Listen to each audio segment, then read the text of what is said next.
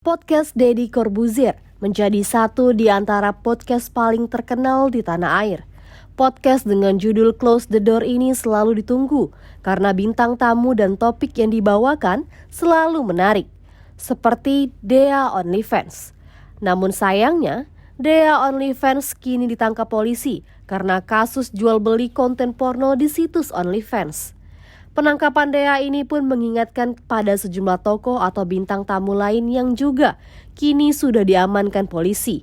Berikut artis atau bintang tamu podcast Deddy Corbuzier yang kini ditangkap penegak hukum. Yang pertama, Edi Prabowo, mantan Menteri Kelautan dan Perikanan.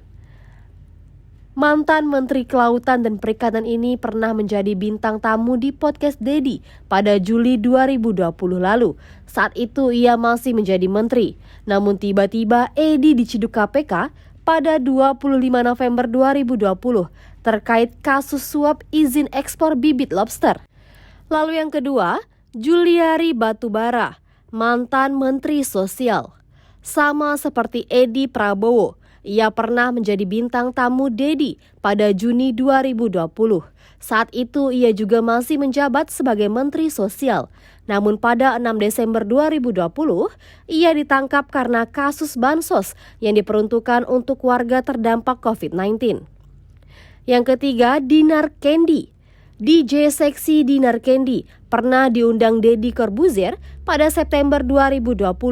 Kemudian 1 tahun berikutnya, yaitu September 2021, ia ditangkap polisi karena mengenakan bikini di jalan. Aksi itu dilakukan Dinar sebagai bentuk protes pemberlakuan PPKM. Lalu yang keempat, Coki Pardede. Coki Pardede adalah komika yang terkenal karena dark joke-nya bersama Tretan Muslim. Ia diundang Deddy Corbuzier pada September 2019. Kemudian pada September 2021, Coki diciduk polisi karena menggunakan narkoba. Tak hanya sekali, Coki juga kerap tampil di podcast milik Deddy. Lalu yang terakhir, Indra Kents. Indra Kents pernah menjadi bintang tamu pada Oktober 2020. Namun pada 2022, pemuda berjuluk Crazy Rich Medan ini ditangkap karena kasus penipuan trading.